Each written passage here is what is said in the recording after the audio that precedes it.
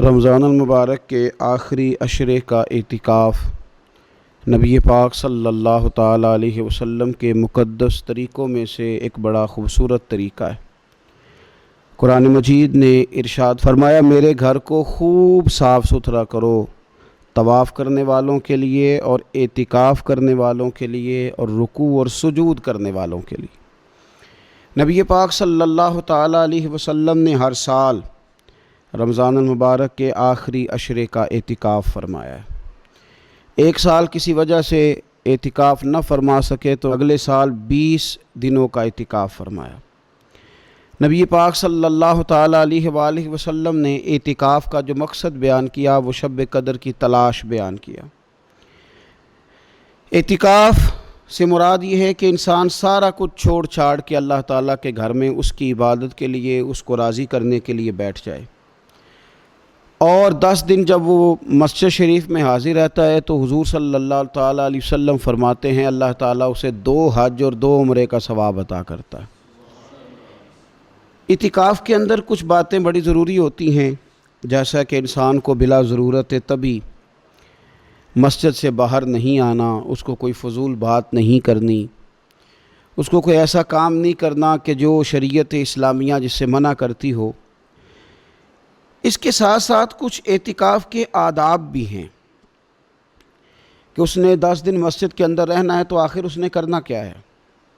ہمارے ہاں لوگ مسائل پوچھ لیتے ہیں اور مسائل پوچھنے کے بعد پھر ان کی گنجائش سے بہت زیادہ فائدہ اٹھاتے ہیں۔ اس میں کوئی شک نہیں ہے کہ باہر سے آنے جانے والے آدمی کے ساتھ آپ گفتگو کر سکتے ہیں، ضرورت کے تحت آپ ٹیلی فون پر بھی بات کر سکتے ہیں، لیکن اس کو اگر آپ نے یہی کام کرنا تھا اور بہت زیادہ وقت اسی پر ضائع کرنا تھا تو پھر تو آپ پہلے سے باہر موجود تھے۔ اعتکاف میں آنے کا مقصود تو اللہ کی عبادت ہے۔ اعتکاف میں جب آپ آ گئے تو اس کا مقصد ہے کہ آپ کچھ دنوں کے لیے لوگوں سے کٹ کے اللہ کی بارگاہ میں حاضر ہو گئے، آپ نے اپنے رب کو راضی کرنے کا ارادہ کر لیا۔ تو اعتکاف میں ایک تو شوق سے آئیں۔ ہمارے علماء نے لکھا ہے کہ زندگی میں ایک بار تو اعتکاف کاری لینا چاہیے، اس پر توجہ ہو ہی جانی چاہیے۔ وقت ملنا تو زندگی میں پراپر طریقے سے تو بڑا مشکل ہوتا ہے، لیکن وقت نکال کے اعتکاف میں ایک دفعہ تو زندگی میں آ ہی جانا چاہیے، اور کسی کو ہر سال موقع مل جائے تو پھر تو کیا ہی بات۔ تو اعتکاف کے اندر جو کام ہم نے کرنے ان میں سب سے زیادہ اور سب سے پیارا کام یہ ہے کہ کثرت کے ساتھ قرآن پاک کی تلاوت کریں۔ نبی پاک صلی اللہ تعالیٰ علیہ وآلہ وسلم رمضان المبارک میں قرآن پاک کا دور فرماتے تھے حضرت جبریل امین علیہ السلام کے ساتھ، اور جس سال حضور کا وصال ظاہری ہوا اس سال حضور فرماتے ہیں 2 مرتبہ قرآن پاک کا دور کیا۔ 2 دفعہ حضور نے حضرت جبریل امین کو قرآن شریف سنایا اور 2 دفعہ انہوں نے نبی پاک صلی اللہ علیہ وسلم کو سنایا۔ تو بہت کثرت کے ساتھ قرآن پاک کی تلاوت کی جائے۔ ایک پہلو اور بھی ہے اس کا، اس پر بھی آپ توجہ کریں گے۔ قرآن مجید کو پڑھنا بھی ضروری ہوتا ہے اور صحیح پڑھنا سب سے زیادہ ضروری ہوتا ہے۔ تو اگر آپ کسی ایسی مسجد میں تشریف فرما ہیں جہاں آپ کے لیے بندوبست کیا گیا ہے تو کوشش کریں کہ وہاں قاری صاحب سے، عالم صاحب سے، امام صاحب سے آپ قرآن مجید کو سیکھیں۔ اور کوئی زیادہ مشکل نہیں ہے، پورے 10 دن آپ موجود ہیں، اور اگر آپ 10 دن پوری توجہ کے ساتھ قرآن مجید کے مخارج پہ لگائیں گے تو امید ہے کہ بہت حد تک آپ کو قرآن مجید سمجھنے میں، پڑھنے میں آسانی ہونے لگی۔ دوسرا، اعتکاف میں جب آپ موجود ہیں تو آپ کو کوشش کرنی ہے کہ آپ محاسبہ نفس پر توجہ دیں۔ آپ اپنے اوپر غور کریں، زندگی میں کون سی ایسی غلطیاں ہیں جو جان نہیں چھوڑ رہی، ان کی کس طرح کر کے اصلاح کی جا سکتی ہے۔ کون سے ایسے کام ہیں جو میں کرتا ہوں تو اس غلطی میں زیادہ مبتلا ہو جاتا ہوں، اور کون سی ایسے کام ہیں، کون سی ایسی جگہ ہیں جہاں میں جاتا ہوں تو میرا ان غلطیوں سے نکلنے میں مجھے وہ جگہیں اور وہ کام مددگار ہوتے ہیں۔ تو اپنے محاسبہ نفس پر توجہ دی جائے۔ اعتکاف کے 10 دنوں میں موقع ملتا ہے انسان کو اپنے لیے سوچنے کا۔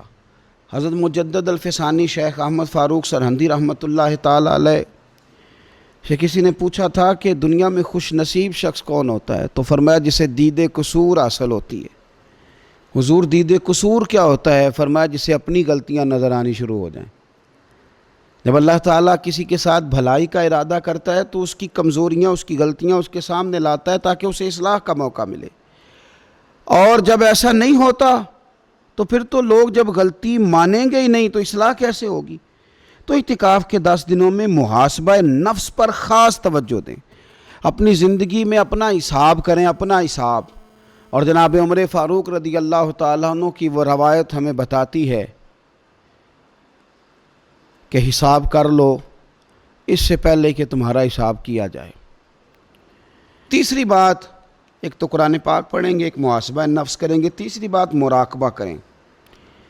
کچھ دیر کے لیے بیٹھیں، یہ غور کریں کہ رب تعالیٰ نے ہمیں نعمتیں کتنی عطا فرمائی ہیں، پھر یہ غور کریں کہ ان نعمتوں کے بارے میں، ان نعمتوں کے ساتھ ہماری عبادت کتنی ہے، ہمارا شکر کتنا ہے۔ زندگی اپنی کا حساب لگائیں، غور کریں کہ کتنا کچھ ہے جو ہمیں محنت سے ملا ہے اور کتنا ہے جو بغیر محنت کے ملا ہے، اور کون سی ایسی نعمتیں ہیں جن کا ہم نے شکریہ ادا کیا اور کون سی ایسی ہیں جن پر ہم نے کبھی توجہ ہی نہیں کی کہ یار یہ تو بہت بڑی نعمت ہے جو اللہ نے ہمیں عطا کی ہوئی۔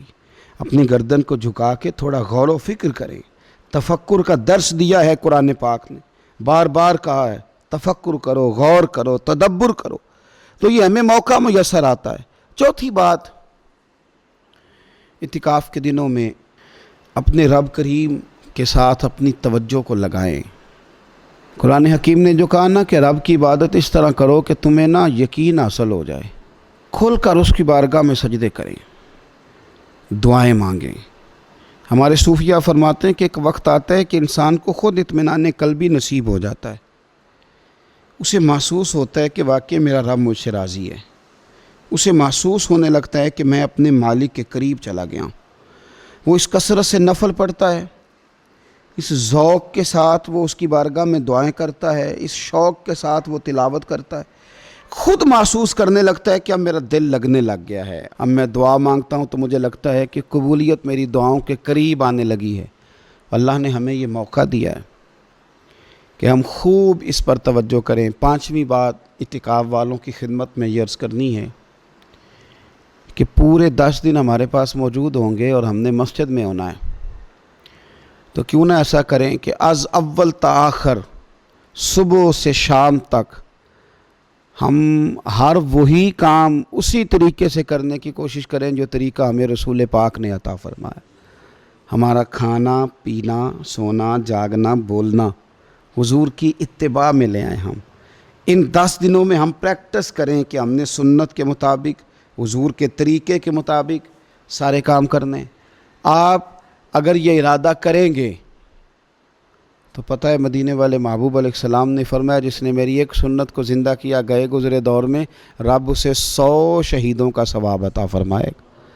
تو اتنا اعزاز ہے۔ تو ان 10 دنوں میں ہونا بھی مسجد میں ہے، ہونا بھی باوضو ہے، تو کیوں نہ سارے کام سیکھا جائے، پڑھا جائے اس سے پہلے کہ کھانا کس طرح کھانا سنت ہے، اور کس طرح بیٹھ کے کھانا سنت ہے، اور پھر کس طرح کر کے گفتگو کرنا حضور علیہ السلام کا مقدس طریقہ تھا، وہ کس طرح سے پھول جھڑتے تھے جن سے لوگ فیض حاصل کرتے تھے۔ تو اعتکاف میں اپنی مصروفیات کو ان 5 کاموں میں لگائیں۔ ایک تو تلاوت قرآن حکیم کریں، دوسرا محاسبہ نفس، تیسرا مراقبہ کریں، تدبر کریں، غور کریں اپنے اوپر بھی اور اللہ تبارک و تعالیٰ کی نشانیوں پر بھی، اور چوتھا یہ کہ کوشش فرمائیں کہ ہم اپنی عبادت کو، اپنی دعا کو، اپنے استغفار کو اس طرح کا بنائیں کہ ہمیں محسوس ہو کہ قرب الہی کے جانب ہمارا سفر ہے۔ اور پانچواں، ان 10 دنوں میں سنت اور شریعت کی وہ ساری چیزیں جس کا دین ہم سے مطالبہ کرتا ہے، اب تو ہم بالکل دنیا سے ایک سائیڈ پہ ہو کے بیٹھیں، اب تو اس طرف توجہ کریں۔ اللہ تعالیٰ سمجھنے کی توفیق عطا فرمائے۔